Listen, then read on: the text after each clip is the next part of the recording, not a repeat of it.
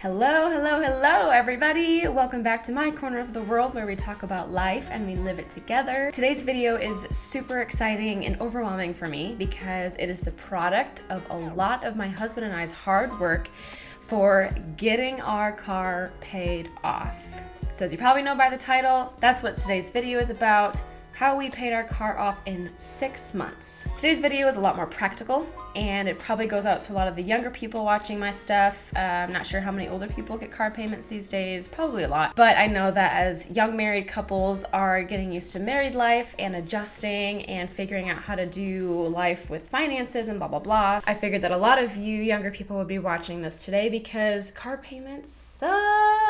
So not only will I be going into how we paid off the car, but I will also be going into the process of buying the car, what we did, how we did it, and then kind of go into car history and comparing the different ways that you can purchase cars. This is something that I really want to share about because it is so practical and I love listening and learning practical advice. And so if I can give anyone practical advice about being young and purchasing cars, I want to do that because it can be a painful process, especially if you're someone like me who was just recently purchasing a car because you wrecked your other one.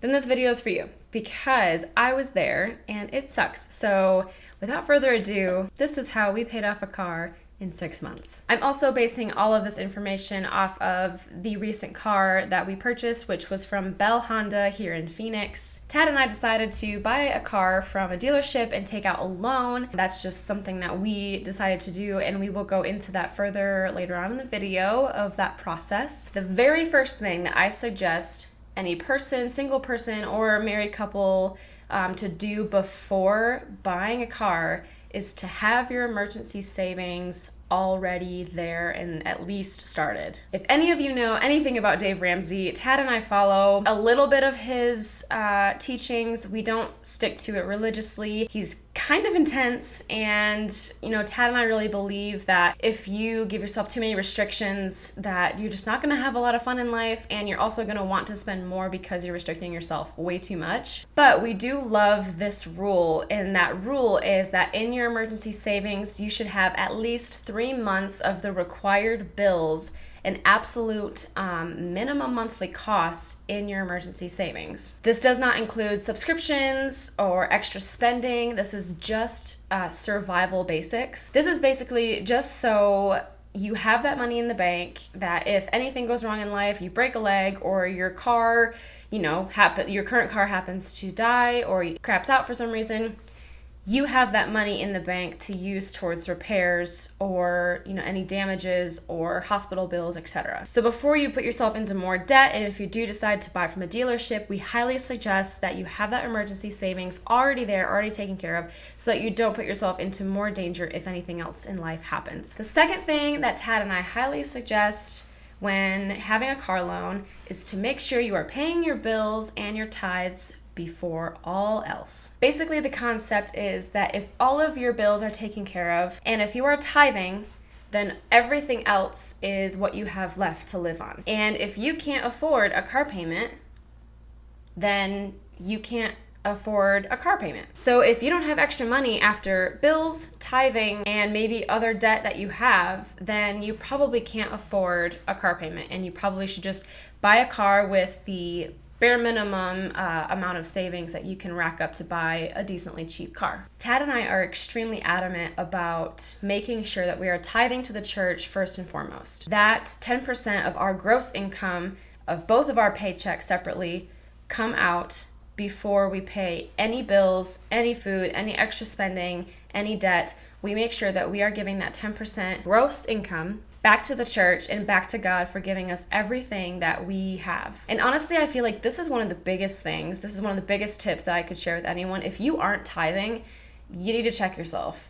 Tithing back to God and tithing back to the church is one of the most crucial things I cannot reiterate enough when it comes to finances. When we have a generous spirit with what we have and the income that we have that the Lord's given us from our jobs, then there's a verse in the Bible, I think it's in 2 Corinthians. It talks about when you are generous with your giving, then God will give you everything that you need. And I'm a firm believer that when we when we are open-handed with our finances, that the Lord continuously will provide for you no matter what. So tithe, tithe, tithe, tithe, tithe.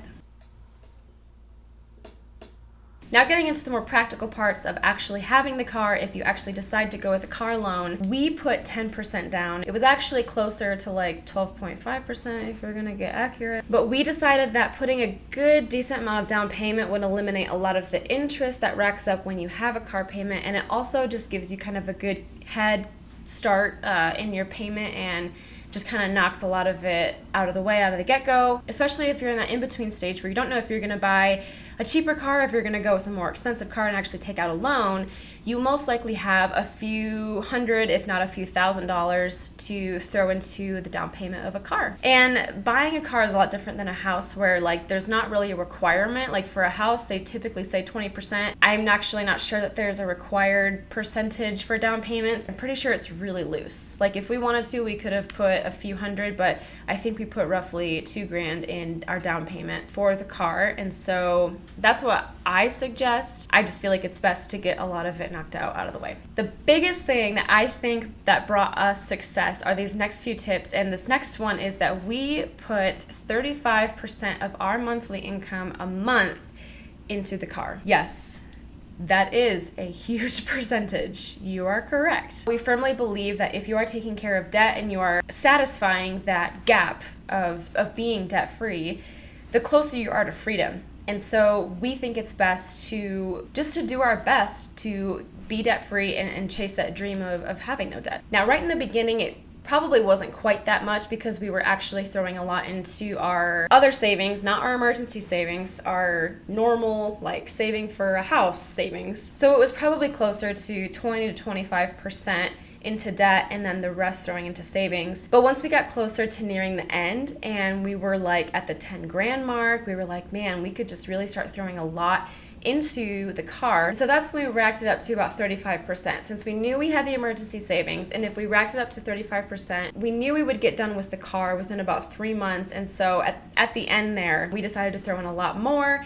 And so it got to about 35%. And so we weren't putting into our normal savings for those 3 months, but we got done with the car, which lowers the interest that gets racked up and just peace of mind that we got it done. Now, whatever kind of car you buy, if you do get a loan, I would suggest calculating out all of the numbers and percentages of how much you make compared to what the car loan is. We got this done in 6 months, and typically a car loan is 5 years, which is an extremely long time. And if you let that rack up for 5 years, that interest is gonna be insane. So that's another reason why Ted and I went so fast on the car loan, because we did not want to end up paying thousands of dollars more, honestly, in interest just because we took longer because we could. We really wanted to hunker down and just get it done with. So if you buy a car loan, we went about 35% of our monthly income towards the car, but that is up to your discretion. Usually the minimum payment is like $200 to $300 unless you get a really expensive car.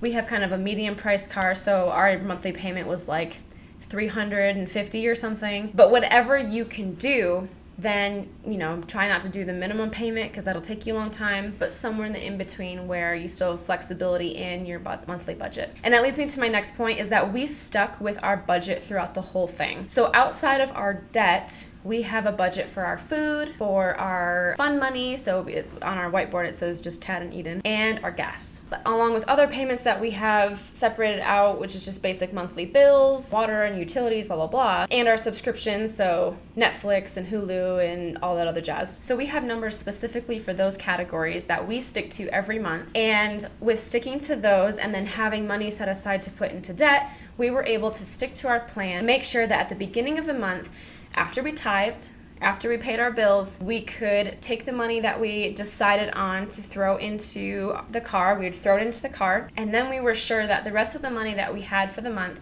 was money that was for us to split between gas, food, and fun. That's kind of how we do it, and we have a whiteboard over there that we write everything down on that whiteboard. I'm a very visual person, so that really helps me. And we had on the bottom, we had, okay, this is the car payment, and then we still have my student loan, so this is how much we have left in there. And then over here is what we have in savings. This is what we have in emergency savings. These are all of the subscriptions we have. This is all of our bills. And this is everything, literally everything we buy, we write on this whiteboard and how much it costs, and then we budget throughout the month as we go. And seeing it visually really helps, especially when you get your debt low to the point where it's almost done. It is so exciting, you guys. When the car got to like $5,000, I was like, oh my gosh, we're almost there. And it's just so exciting. And so I really highly suggest to write it down, make it visual, make it real. Instead of just throwing money into it every month, make it like a fun thing. Like you have it visually and you have a goal. That really, really helped us. And comparing it to the rest of our budget, it really helped to put it into perspective to see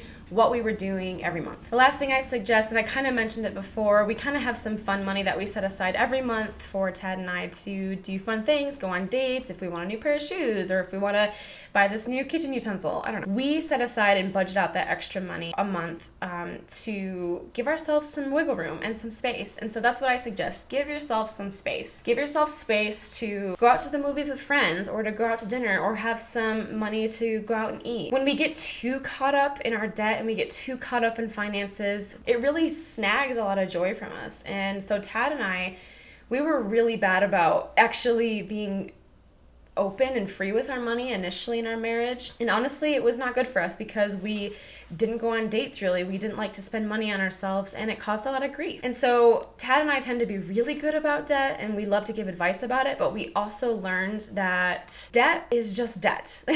And it can eat you up, and it can be not fun, but if you're good with your money and you decide that you're gonna chase being debt-free, that we suggest that you also give yourself grace and give yourself wiggle room, because then you also, if you make your budget too tight, it could also make you want to lean more towards spending more and give up on the goals that you've set for getting debt-free. So those are my biggest tips for getting your car paid off. We got ours done in 6 months, but that is not a standard. I want to reiterate that what Tad and I did is what Tad and I did. That is not the standard for what you have to do or how fast you have to pay off your car. That is a personal goal that we in our marriage knew we wanted, because we have goals in the near future that we want to meet and to get, and so this was something we really wanted to knock out. There was a lot of sacrifice involved. It is not easy to get a car loan paid off. A lot of people take a while to do it. Tad and I, like I said, we just wanted to get rid of it, and so do not compare yourself to us or our process or what we did, because every income is different. You know, if you're a single person, it is hard. Like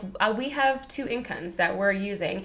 You might be single and you're off of one, and so you're not going to get it done in 6 months. Do not set unrealistic expectations for yourself when doing this, because that is also going to set you up for failure, and you're going to be overwhelmed, and it's just going to be too much emotional strain for you. I forgot to turn my phone on Do Not Disturb, so I got a phone call that just chopped my video in half. So I'm back now, even though it probably didn't affect you at all. So I wanted to end this video with kind of some information about how we bought the car, our process, what we did, as well as my car history and what we've done in the past. I also want to make sure that I let you guys know, once again, that it differs from situation to situation. So your experience is not our experience. Do not compare yourself. Do not compare processes if you buy from a dealership or if you buy from just a local person. Whatever is the best thing for you, we highly encourage you to do that. So like I said, there's different ways that you can buy a car. You can go to a dealership like we did, and then you'll probably have to take out a loan. You could purchase a car through Craigslist from someone local in the area who is selling online. Or there's places like repos where the bank takes cars from people who couldn't afford them anymore, and they hold them in a place and you can buy them for cheaper. Or there's just knowing people and you buy a car from a friend. So my first car was a hand-me-down. Thanks, Dad. My next car was from a repo. We bought that car for $5,000. We've actually bought it in Michigan, my parents and I did, and they actually shipped it to me, and shipping it was like $1,000. So really in total it was like $6,000 for this car. They shipped it right to my right to my dorm actually at GCU, which was really exciting to receive a car. I was not there for that transaction, obviously. I was was in Phoenix, they were in Michigan, so I do not know what that transaction was like or what that process was like. But I think after the 4 years of owning that car, we probably put more into repairing it than we did when we bought it. So that gets to be the tricky part when buying a car from not a dealership, is that sometimes you don't know the history of the car. You know, Kelley Blue Book is a really good resource if you are trying to see the history of a car, but sometimes it doesn't collect all the information, and sometimes people lie. And it was a Dodge Journey, it was an '09, and it was a beautiful car. I loved that car, but it was a pile of junk. That car broke down so much, and I probably had to take it to the shop 2 to 3 times a semester. So like a lot. So all in all, I had a lot of issues with it, and it was probably because it was from a repo, and you just don't always know the history behind the cars that you're buying when you're buying from places that really aren't a dealership, and you're buying from people that had the car previously that maybe didn't take care of it, and you just don't know the history. My next car was a 2013 Toyota Sequoia. This was a purchase from our friends who moved out of the country. They needed to sell it because they were moving. We bought that car for about $3,500. So this was a kind of car that was like a quick buy. My other car's breaking down. I just need a car.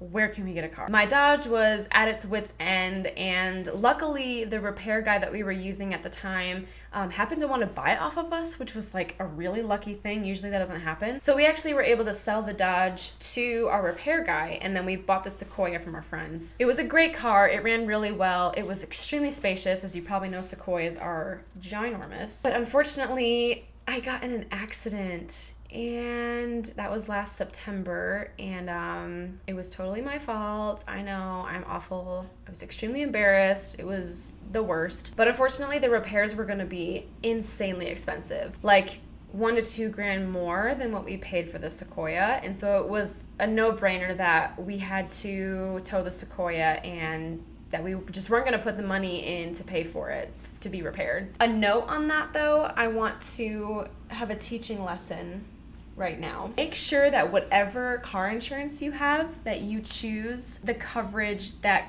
covers collision. We have Geico, and we had like the most basic insurance because we were like, we're good drivers, we're fine. Well, in the process of trying to sell the Sequoia, or tow it really, because it was not drivable, it was in such bad condition, we had to tow it. And usually when you tow a car, you can get money back from selling it to the junkyard. Well, when you don't have collision, you don't get that money, so you just lose the car. So if you think that you're ever gonna get in a car accident, or if you are a bad driver, please make sure that you have collision, because we learned the hard way that you just lose that money when you tow a car, and you just don't get it back. So after about 3 weeks of searching for a car after the Sequoia was towed, we started searching for a Toyota RAV4. And first of all, I want to say the Sequoia and the RAV4 are my first Toyotas ever owned, even in my family. My dad owned Beamers, and my mom loves American-made cars. So I've never,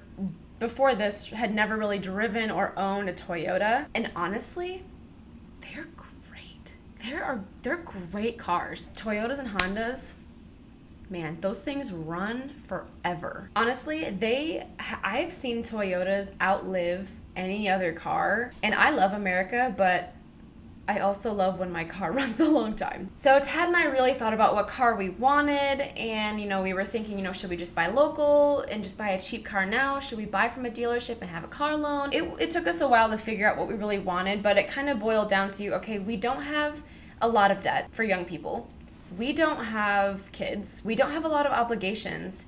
Honestly, taking out a loan is not going to be the end of the world, so maybe we should just look for a good car at a dealership. We had searched online on Craigslist, and we even went to a few local places or a few people who were selling their cars, and it just didn't feel right, and it just gets really tricky when you try to buy from local people. It's a lot more emotional because you get attached to a car, and then you figure out something's wrong with it, or you get there and it smells like smoke because someone smoked in it. Like, there's just so much more that could probably go wrong when you buy from people, because you're buying from people who are just selling cars. And once again, Kelley Blue Book can probably tell you a lot of information, but sometimes it leaves things out, and you just do not know sometimes you just don't know what you're buying from people. So we just really prayed about it, and we really felt like, you know, if we buy a really nice car right now, we can get it paid off pretty quickly, but we can also just have a nice car for a good 7 to 8 years, and we'll just have it and it'll be nice. And then by 7, 8 years, we'll probably have a kid or two.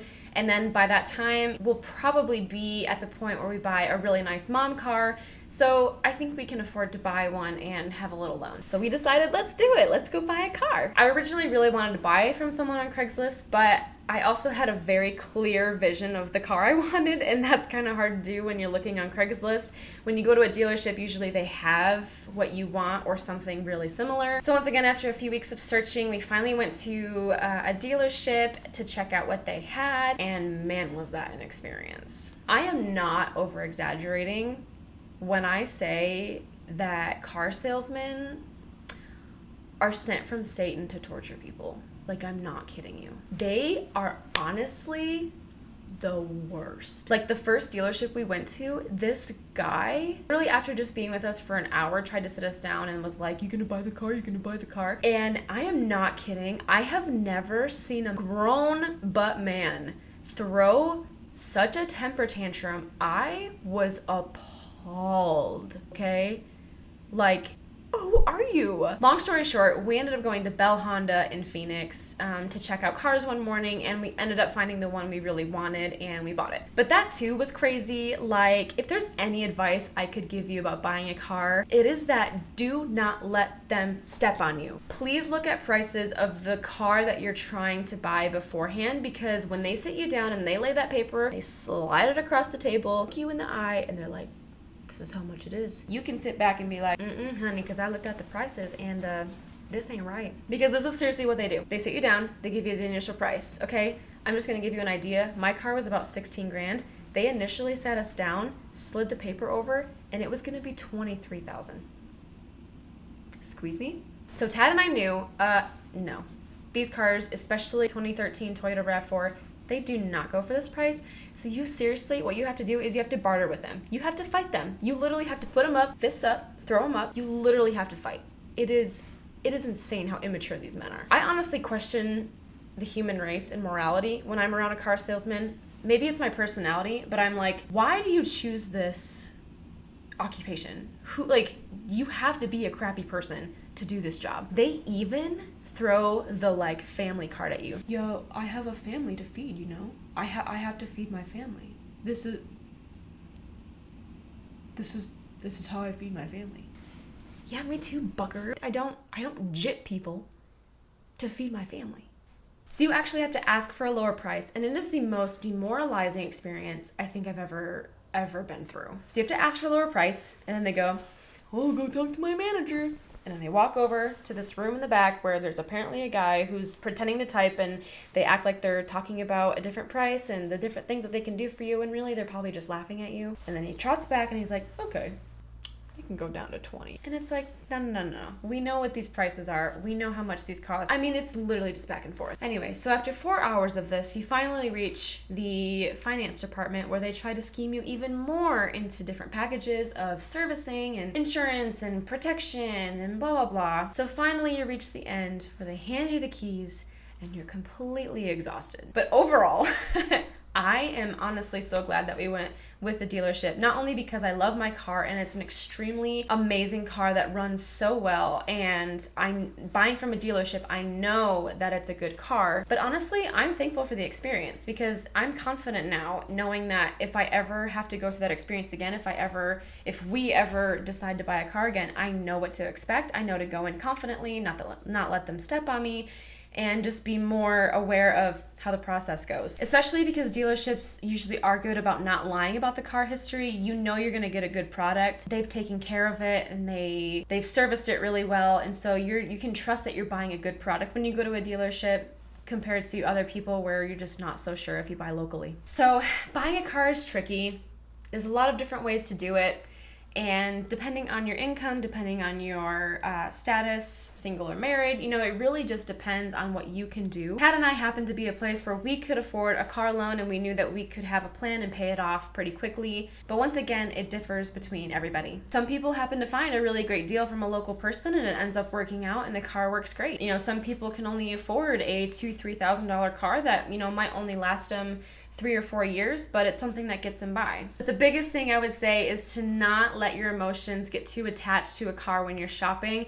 I let that happen a lot, and I wanted to buy so many cars in the process, but I am so glad that Tad pulled me back and helped me be patient in the process, because I am so glad with the choice that we made. We love the car. We are so happy with it, and it is literally the best. And we thank God every day for it, because He really led us. And I feel like when you pray and you ask the Lord for the right answer, you know, He'll give you the wisdom too. So that's all for today. Thank you so much for watching this video. If you've made it this far, I have had such a good time sharing my experience with you on how Tad and I paid off our car in 6 months, but also how we bought the car, the process, and just the history of my car experience and what I've gone through. If you guys have any questions about buying cars, if you have any questions about budgeting, even our finances, and what Tad and I do and how we keep our money in order and in line, please reach out, please ask questions. We love to share this kind of stuff. We love being practical and sharing the information that we've gained over just even the 1.5 years of our marriage, but also things that our parents have taught us too. So if you like this video, please like, subscribe, hit that bell for notifications. I'm trying to post every Monday at 9 a.m. If you have content ideas and you guys want to hear some specific stuff from me, please feel free to comment below, text me, shoot me a message. I would love to hear the ideas that you guys have for me to chat about and talk about. But I love you guys so much. We'll see you next week. Thanks for coming to my corner of the world, where we talk about life and we live it together. See ya!